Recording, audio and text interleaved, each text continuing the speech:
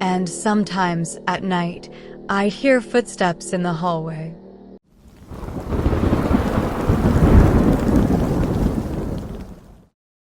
The fog rolled in thick over Blackwood Cemetery, swallowing the moonlight and casting eerie shadows between the crumbling tombstones.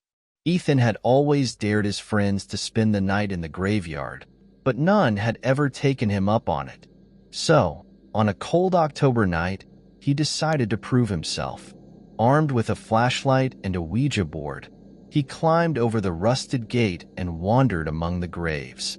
Unknown to Ethan, his friend Kevin followed him to the cemetery with the full intent to play a joke on his friend. The wind howled, whispering through the trees like hushed voices.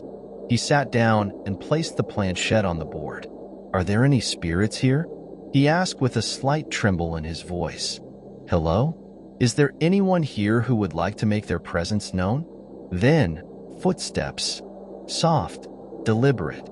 He jumped up, shining his light. Nothing, just rows of headstones and the skeletal limbs of trees. He let out a shaky laugh as he caught a glimpse of Kevin. "I see you, Kevin," he shouted. "I know that was you." Just then, he saw her. A woman in a tattered white gown stood by an old, leaning mausoleum. Her face was pale, her eyes dark voids. "Are you lost?" Ethan called out, though his voice wavered. She didn't speak. She raised a hand, pointing behind him. Ethan turned, his breath caught in his throat. A freshly dug grave lay open, its pit yawning wide. When he looked back, the woman was inches from his face. "You shouldn't be here," she whispered, her voice like dead leaves scraping against stone. Ethan stumbled back. The earth beneath him crumbled. He felt himself falling, down into the grave. As the soil closed over him, he heard her voice one last time. "Now, you never have to leave." So when I was 16, I went to a birthday party of a girl I knew in school. We weren't what I would call friends, but we knew each other and had mutual friends. We would talk sometimes in class, but that was about all. Anyway, I picked up a friend of mine and his girlfriend who lived close to the birthday girl's house to go to the party. After a while, my friend asked if any of us wanted to go hang out at the waterfall. I had never been and was curious, so I told him I was in. It ended up only being me, my friend, and his girlfriend. Looking back, I see now what was going on, but at the time I was actually interested in seeing the waterfall. It wasn't far away from the party, but when we got there it was already beginning to get dark. When we arrived, my friend and his girlfriend walked with me over to where we could see the small stream and waterfall, which was cool, but not at all what I was expecting. Again, I now know what was going on. My friend's girlfriend said they were going to see if the water was low enough at the bottom for us to wade across to the other side, and asked if I would be okay waiting by the car in case someone drove up, and to let them know because we weren't supposed to be there after dark. So I went back to the car and leaned up against the driver's side door. I don't remember exactly how much time passed, but it wasn't long before I saw a light. I thought at first it was another car coming down the dirt road, but I couldn't hear a motor. I yelled, letting my friend know I think someone is coming. I watched the light for a couple more minutes. It was a warm yellow color, not like a flashlight or headlight would produce. It was more like a flame flickering. It seemed to sway back and forth as if someone was holding it up in front of them as they walked down the road. I yelled to my friend once again, and he answered they would be there in a minute. I thought to myself, if you want to get caught, that's fine, but I'm not sticking around. I didn't know we weren't supposed to be there in the first place. I waited another minute or so as the light got closer. Then I told them I think someone else is heading this way, and I'm leaving. They came jogging out of the brush with their clothes messed up and proceeded to thank me sarcastically. "Where's the light?" my friend asked. "It's right there," I started but stopped mid-sentence. I don't know where it went. It was right there and getting closer. "Yeah, okay, whatever, man." "No, really," I said. "Look, if you were scared, that's fine." "No, it really was someone walking, I promise." His girlfriend told me I was just playing a trick on them because I was jealous. After we left and went back to the party, my friend told me they could find a ride home with some other friends. I knew he didn't believe me, and because of that it caused bad feelings between us. I apologized several times, but we were never close friends after that. I have never discussed that night with anyone since then. Years later, I was at work talking with a coworker who used to live in the same area as my friend and the girl whose birthday party we went to that night. We were talking about weird noises and strange things people claim to see. He told me he had never seen a ghost, but he believed in them. I said I didn't believe. That's when he told me about the ghost of the train conductor where he grew up. He said the story was that a train conductor stopped to help a man passed out on the tracks, and the man robbed and killed the conductor. Now his ghost wanders the roads trying to find the tracks so he can board his train and finish his journey. I asked my coworker, how did the people describe what they saw? He said people would tell stories about seeing a man from the Confederate era walking up and down the roads carrying a lantern looking for the train tracks that ran nearby. Some of them would describe a man holding the lantern, while others said they would only see a warm yellow light walking towards them, getting closer until they would either go inside or leave. He said sightings were especially common at the old waterfall. I found it odd that I never told him about my experience as a teenager, and now he was describing exactly what I saw. I hate that my friend never believed me, but at least now I wasn't second-guessing myself anymore. I've thought a few times about going back to that waterfall to see if I can figure out what I might have seen that night. However, it has since been fenced off by the owners who were tired of running off horny teenagers. Or maybe the owners know something we don't. Laura Martin was 20 years old, fearless on camera, and the proud creator of a popular YouTube channel, Roaming with Laura, where she documented her minimalist life living in a converted Sprinter van. With over 250,000 subscribers, Laura's channel offered serene views of national parks, van life hacks, and her trademark laugh, as bright and wild as the open road. When October rolled around, she launched a new video series, Haunted Van Life.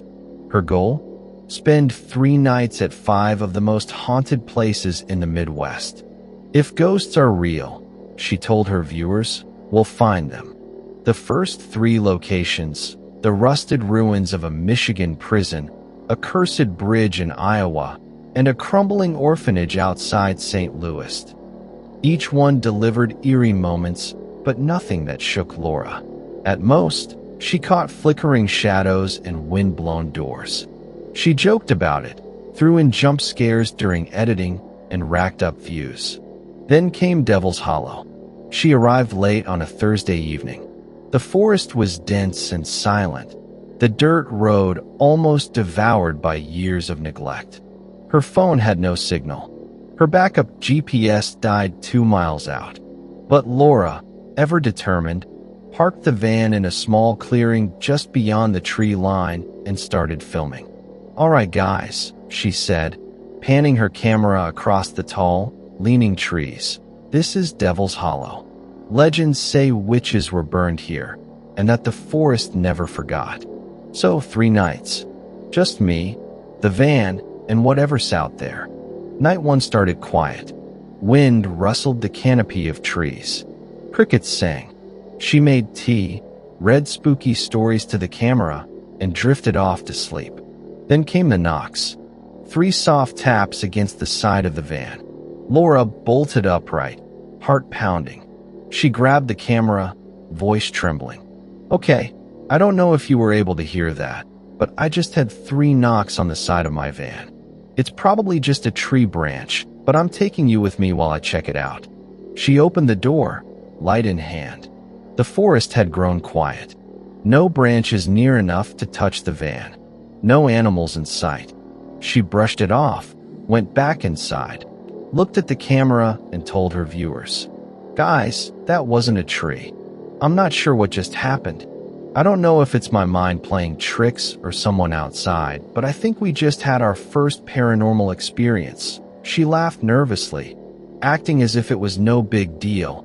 But after that, she didn't go back to sleep.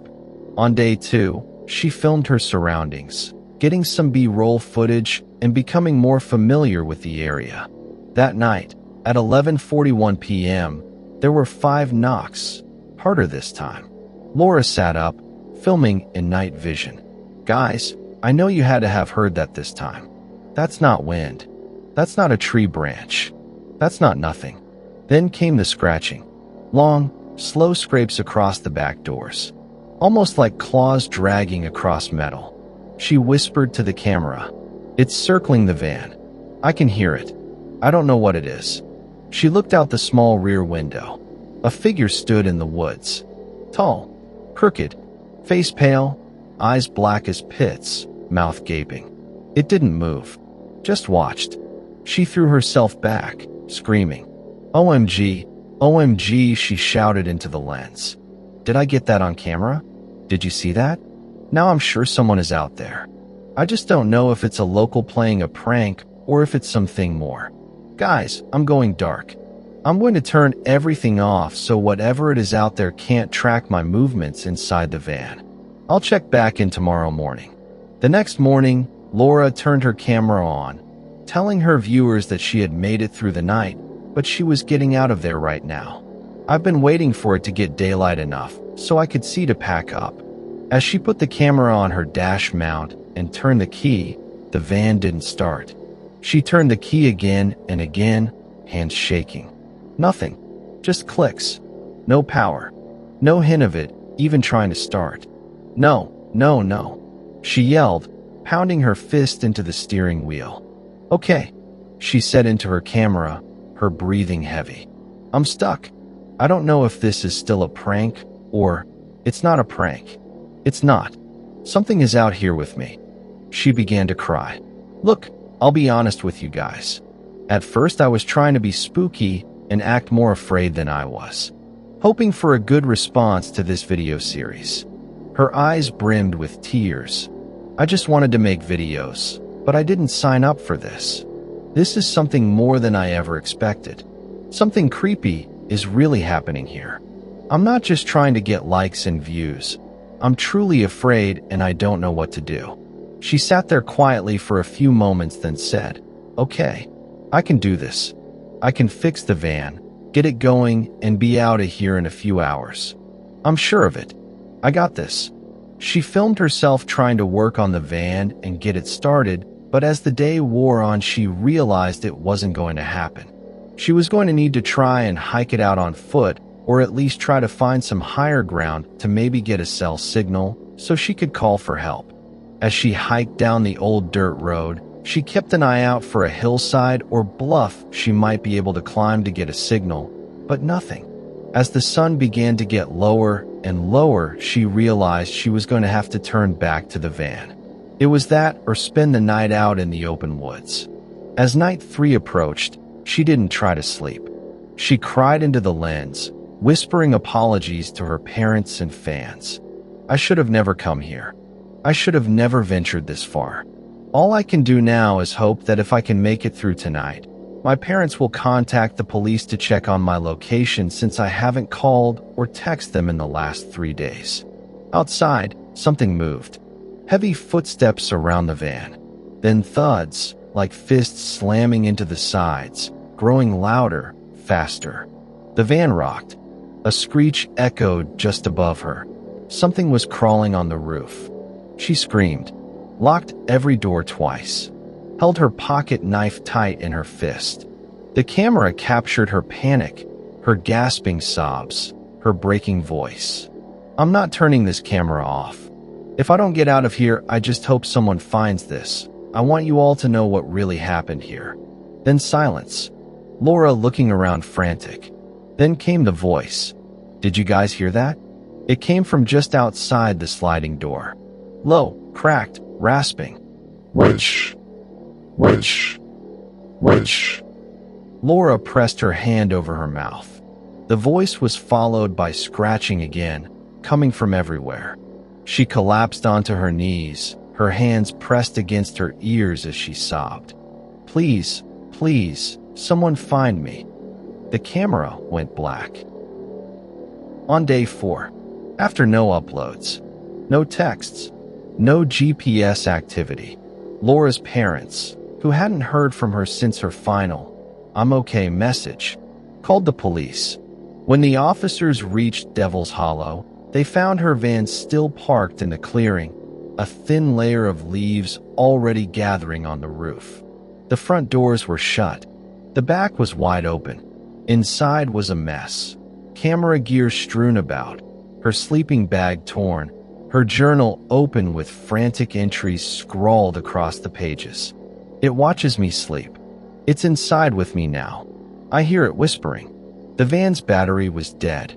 Every device had been fried, but her stationary camera was still recording. Investigators reviewed the footage. They watched Laura's last night frame by frame. At 1:17 a.m., they saw Laura collapse and beg for someone to find her. Then the camera went black, but the timestamp kept counting. It was still filming. After 32 seconds of nothing but a black screen, the camera caught something. A face slowly emerging from the shadows inside the van. No eyes. A warped mouth. Its head tilted in a twitchy, insect-like motion. Laura screamed, scrambled for the door. The video cut to static. They never found her. Search parties combed the woods for days. No tracks. No blood. No signs of wildlife. Just silence. Only the van remained.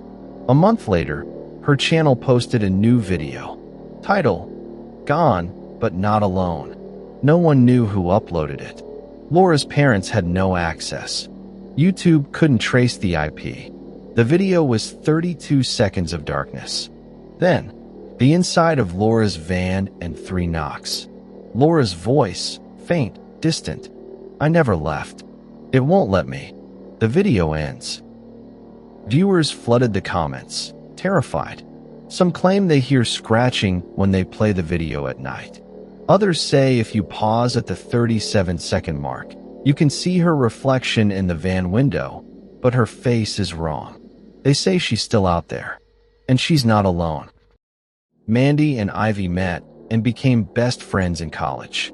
Now both 27, they were celebrating Ivy's promotion with a weekend getaway at an old Victorian bed and breakfast nestled deep in the Pennsylvania woods. It was quaint, creaky, and rumored to be haunted. Exactly the kind of place Ivy loved. "Let's go explore," Ivy said, smiling after dinner, flashlight in hand. "I've heard there's a mirror room on the 3rd floor. Mandy raised an eyebrow. "Hey, what?" "A whole room with antique mirrors."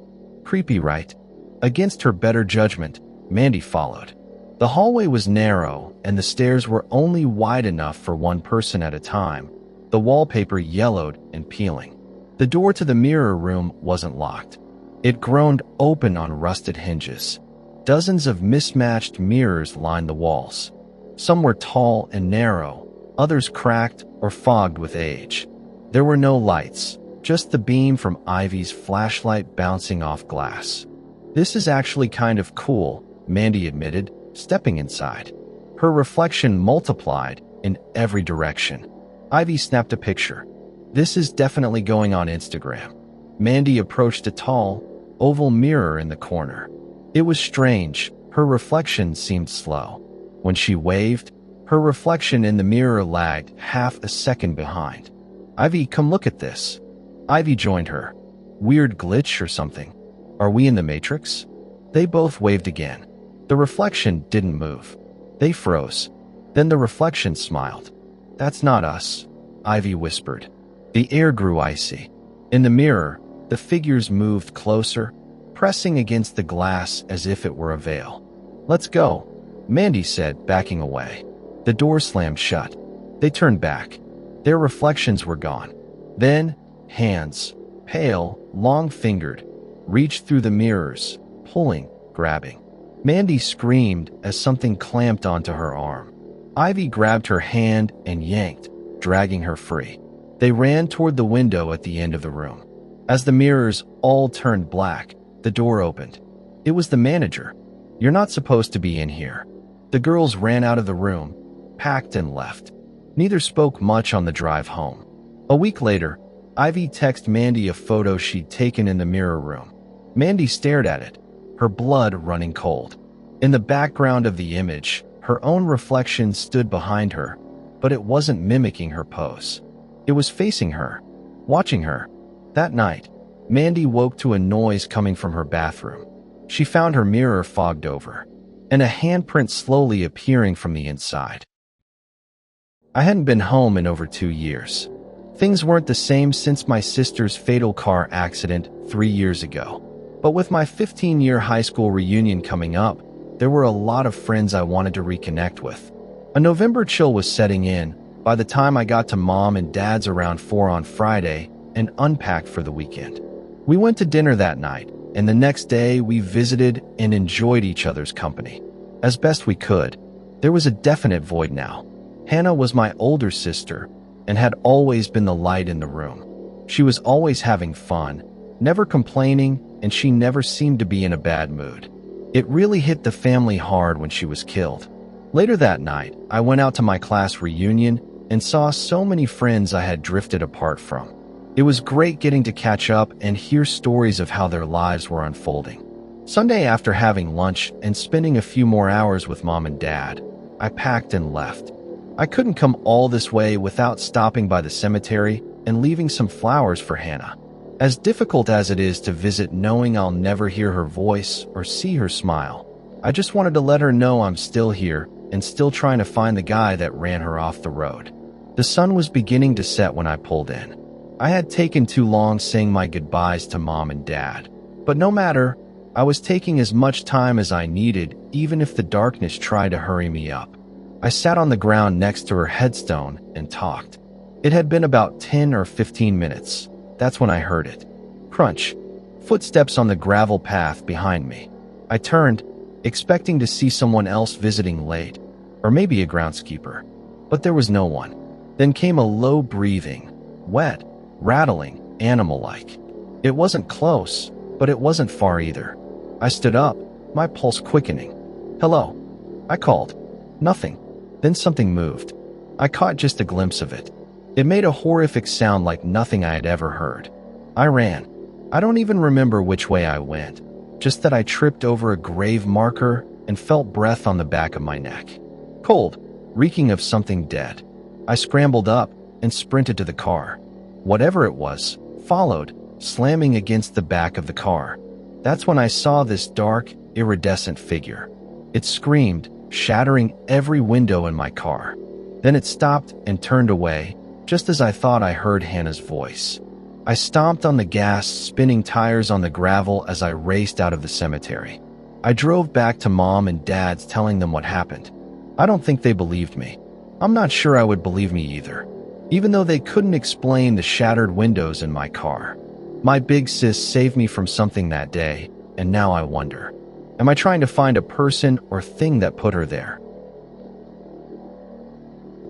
It was a quiet Wednesday afternoon, blue sky, empty paths, the scent of spring in the air. Most days I take my lunch to the park just to get away from the noise of work. That day, the noise came to me. A yellow school bus pulled up, and a swarm of children, 15 or 20 of them, maybe around 10 years old, came spilling out, laughing and shouting. 3 adults stepped off. I assumed they were teachers. One waved a clipboard, trying to keep some order, but the kids were off and running, spreading across the grass like wildflowers. There wasn't an empty spot on the playground. Kids were climbing the monkey bars, on the swing sets, playing tag and volleyball. That's when a young boy hit the ball too hard, and it rolled over at my feet. "I'm sorry, mister," he said, as he came jogging over. "That's all right," I said. "Where are you all from?" "Willow Creek Elementary, sir." "Marcus," one of the teachers yelled. "Back over here." "Okay, Ms. Burton," he shouted. "I have to go. This is our last trip before we go home." "Well, don't let me keep you." "Have fun," I said as he ran back to the playground. I finished my lunch and went back to work. That evening when I got home and turned on the news, the headline was about the tragic accident on Route 15. A school bus carrying Ms. Burton's 4th grade class from Willow Creek Elementary was struck by a semi and forced off the road around 10 a.m.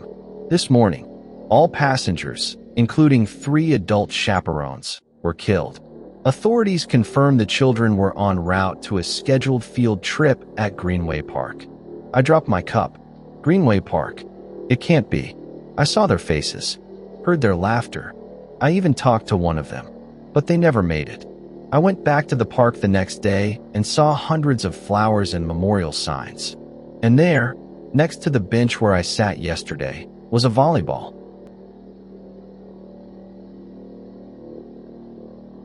It was supposed to be fun. Just me and 3 of my best friends, Emma, Tori, and Jasmine, renting a haunted Verbo in Savannah for spring break. We were all into ghost shows and TikTok paranormal stuff and figured, why not live it for real? The listing leaned into it. Historic Southern manor with a mysterious past. We thought it was campy. A joke. It wasn't. The place was beautiful, but something felt off. Emma joked that the house watched us. On the second night, Tori dared us to do a seance. We lit candles, held hands, and called out to whatever might be listening. Nothing happened. On the third night, we tried again. We were goofing off at first, drinking and laughing. But then, something answered. The candle flames flickered, but there wasn't a breeze. Every door slammed shut all at once. Jasmine screamed. She said she saw someone standing behind me. The house went dark. We tried to get out, but the doors wouldn't open. We all ran and huddled together on the couch in the living room. Something spoke.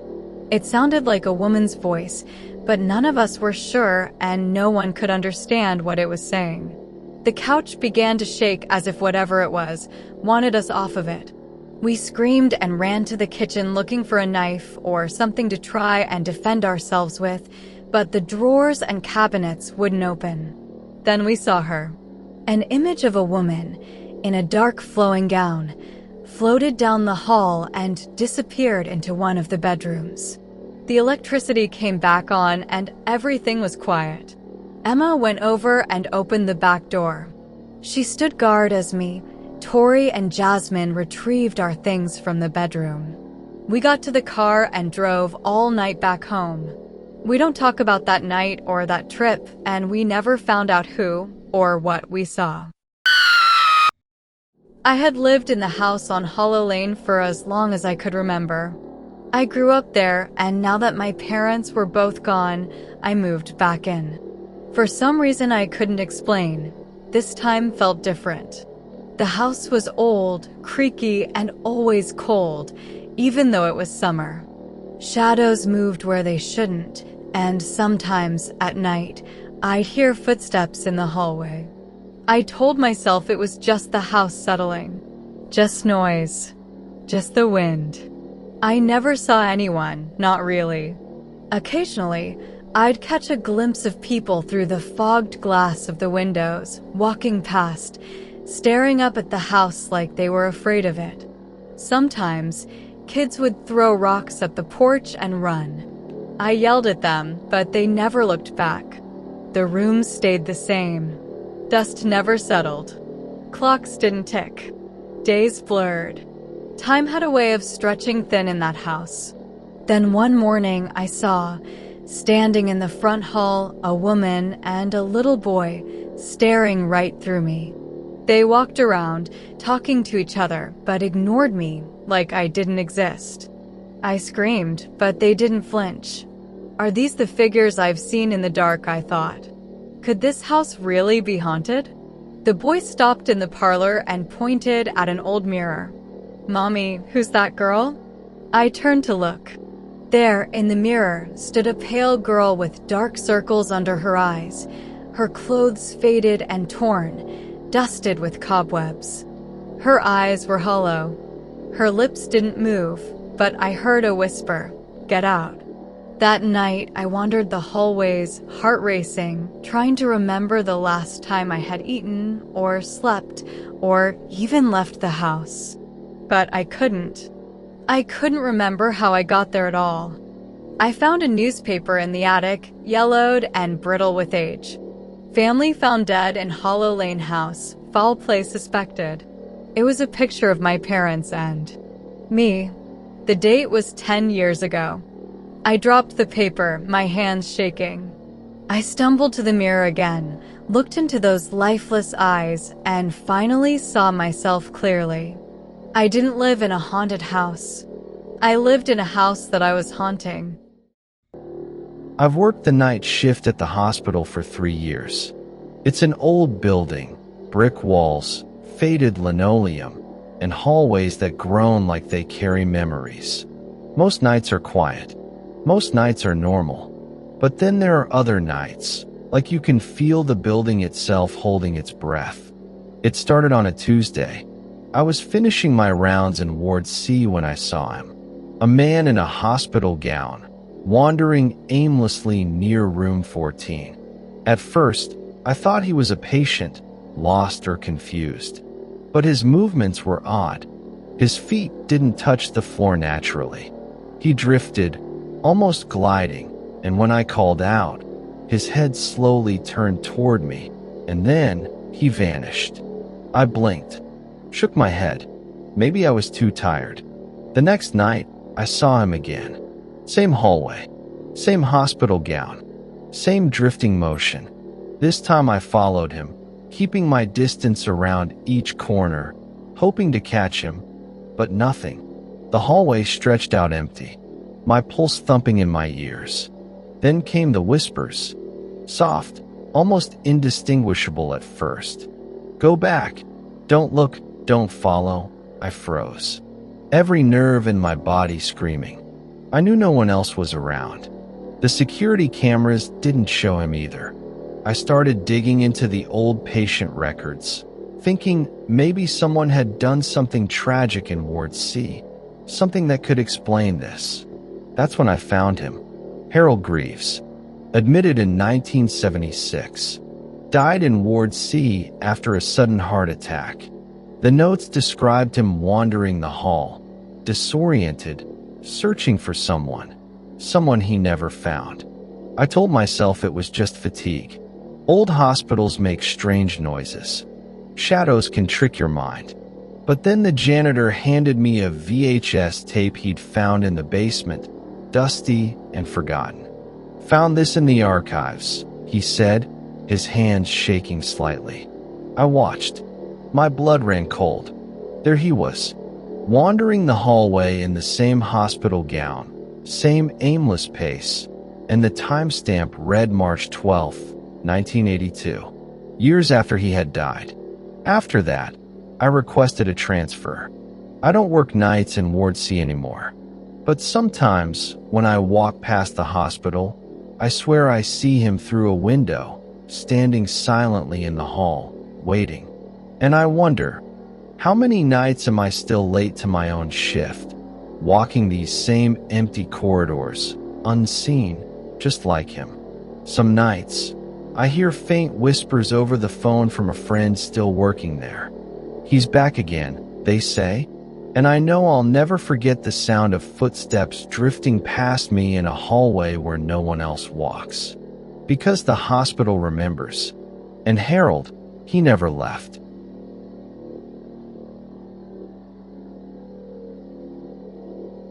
Hospitals always unsettled me. The hum of fluorescent lights, the smell of antiseptic that could never mask the undertone of sickness. But tonight, I was here for my sister. She had been in a car accident, nothing fatal, but bad enough to keep her overnight. When I stepped into her room, she was asleep. I sat down, relieved. For the first time that day, I felt the tension leave my shoulders. I had been there around 20 minutes when I heard a noise. I walked out of her room, then I noticed the figure. At the end of the hallway, past the nurse's station, a woman stood barefoot. Her hospital gown was stained with something dark and wet, her hair tangled, clinging to her face like strands of seaweed. She didn't move. She didn't blink. She just stared. I turned to the nurse walking by, but when I looked back, the hallway was empty. She smiled politely and kept moving. I tried to shake it off. Lack of sleep, stress, the hospital's oppressive atmosphere. But when I stepped back into my sister's room, that was when the air shifted. The warmth bled from the room as if someone had opened a freezer door. I could see my own breath clouding in the dim light. And then, chillingly, my sister's as well. She stirred in her sleep, shivering. The fluorescent lights flickered, buzzing angrily before steadying again. The heart monitor at her side gave a sudden, sharp spike, though she hadn't moved. I called my sister's name, reaching for her hand, but froze when the plastic chair in the corner scraped slowly across the floor by itself. The IV bag swayed on its stand, though no one had touched it. The cold deepened. Papers fell from the counter, swirling in a circle before dropping flat. The curtain by the door rippled as though someone had slipped silently inside. But there was no one there. Just me, my sister, and the suffocating certainty that we weren't alone. I pressed the nurse's call button, but when the nurse came to check, the room had returned to normal. I asked her if they ever had complaints of strange things happening on that hospital floor. That's when she told me the story of the drowning girl. According to the nurse, 12 years ago, a woman who had been in a boating accident was brought in and had been stabilized. She was put in the room at the end of the hall. During the night, she passed away, and now her spirit roams the halls.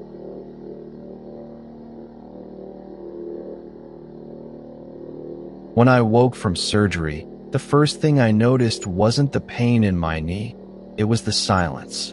The recovery room was dim, lit only by the weak glow of a monitor beside me.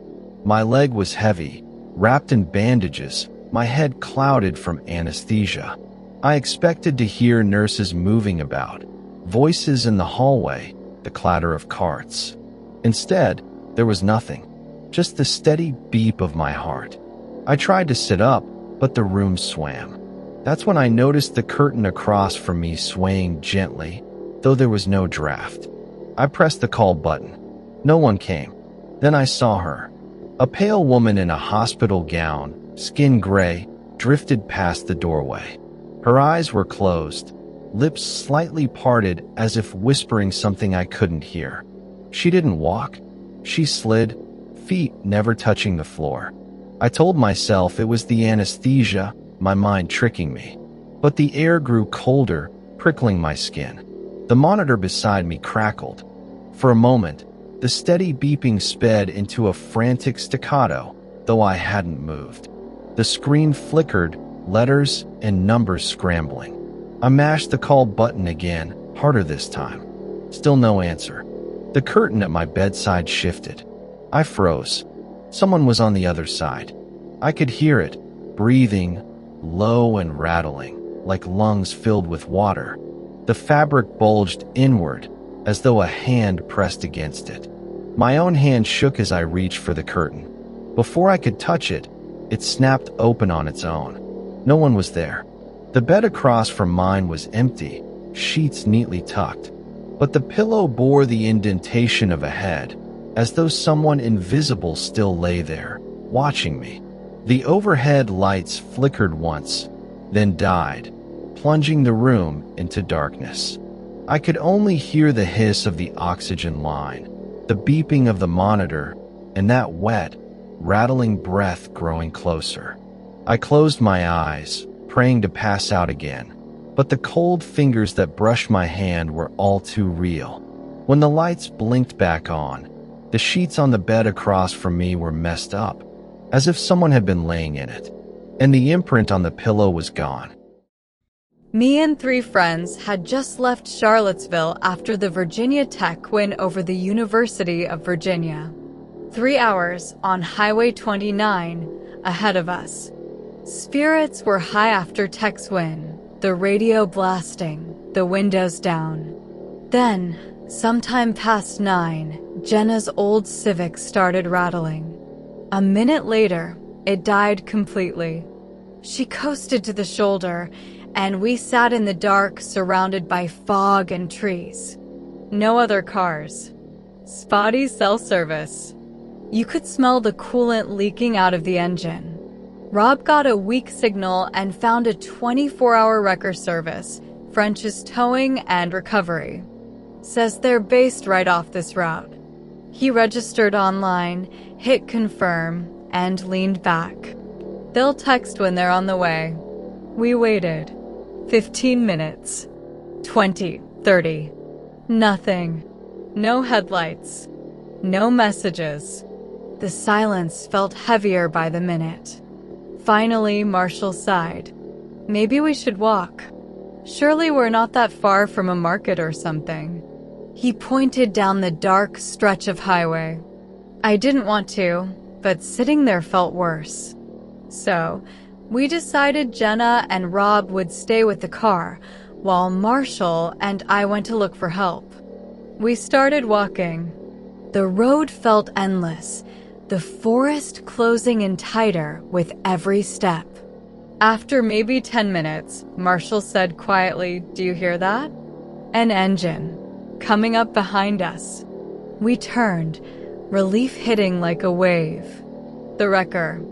Its yellow hazard lights blinked through the darkness. But something was wrong. Our car was already on the back. And inside, through the window, I saw Jenna and Rob. Faces pale, eyes wide, pounding on the glass, screaming. "Hey!" I yelled, running into the road. "Stop." The driver didn't even glance at us. Just kept going. The truck rolled by slow, the sound of grinding metal fading into the night until there was nothing left but the echo of their screams. We stood there shaking. "We've got to get help," Marshall shouted. We ran. I don't even remember how long, but eventually we saw a glow up ahead, a flickering fluorescent sign that read Harlan's 24-hour market. The bell above the door jingled when we stumbled in, out of breath and half crying. An old man behind the counter looked up from his newspaper. "Let me guess. Car trouble?" "Yeah," I stammered.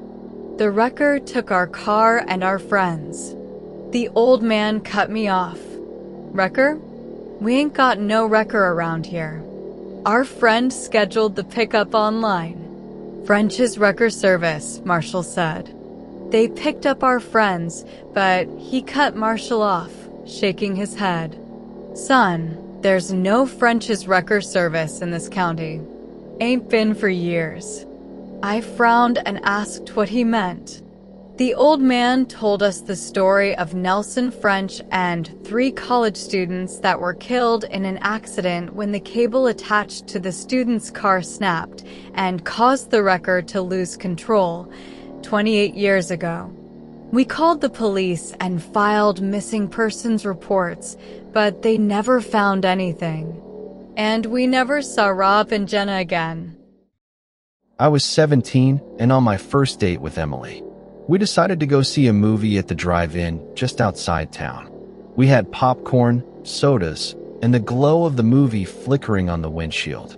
I was about to try and put my arm around her when a knock on the driver's side window made me jump. A man that looked to be in his early 20s stood there. "You have to leave now," he said. "Why?" I asked, confused. "You have to leave now," he said again. Emily nudged me. "Let's just go." We drove off, confused, hearts pounding. Less than 15 minutes later, the gas line that ran to the concession stand blew up. The drive-in was destroyed. The giant screen caught fire and collapsed.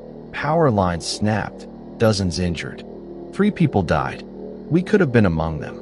At first, me and Emily thought the man we saw that night could have something to do with the explosion. But after an investigation, it was ruled an accident. 7 months later, my parents took me to a memorial for World War II veterans in town. I wandered through the photo displays until I stopped cold in front of one black and white portrait. It was him, the man from the drive-in. I called my mom over. "This is him. I know him," I said to her. She smiled softly. "Of course you do. That's your great-grandfather." He died in France in 1944. You've got his eyes. My blood went cold. He didn't save everyone. He came for me. I still wonder why. Why that night? Why me? Sometimes I dream of him, standing at the edge of the trees, watching. Me and my best friend Michelle had been planning our camping trip for weeks. Nikom Taratik wasn't on any official map, but Michelle found it in an old Reddit thread labeled "Places You Shouldn't Hike Alone," and that only made her want to go more. I was a little hesitant. I remembered it being in the news because it was the place where a girl went missing a few years ago. When I asked Michelle, she grinned and said, "Exactly. We're going ghost hunting." When we arrived, I noticed the forest was strangely silent, the kind of silence that hurt your ears. Even the birds were silent. By dusk, we'd pitched our tents near a shallow creek, started a fire, and shared a bottle of wine. That night, I woke to a sound like soft humming, almost like a lullaby. It gave me goosebumps. When I sat up, I realized Michelle's sleeping bag was empty. I called her name as I unzipped the tent and stepped into the cold air. "This isn't funny," I shouted. No answer, just that humming. I followed the sound, calling for Michelle. Then I found her phone near the creek. The screen was shattered, and the flashlight was blinking weakly. I saw Michelle's shoes sitting on a flat stone, laces tied and mud on the bottoms. "Michelle," I screamed, but there was no answer. No sound other than the humming. I heard a twig snap behind me. When I turned, I saw nothing. Then I felt something brush past my shoulder. The humming grew louder. The shadows seemed to form figures that vanished when I turned. I ran, crashing through the underbrush until the morning light finally broke through the trees. Covered in mud and shaking, I stumbled into a ranger station. "Something's taken her," I told the ranger. He shook his head. "This happens more than you'd think out here.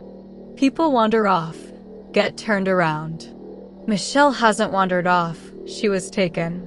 No amount of begging helped." The ranger and the police told me to be patient, and they were sure she would turn up. I know they weren't on it. They knew what happened to her. They were just too afraid to do anything. Now, weeks later, every night, I swear I can still hear that humming.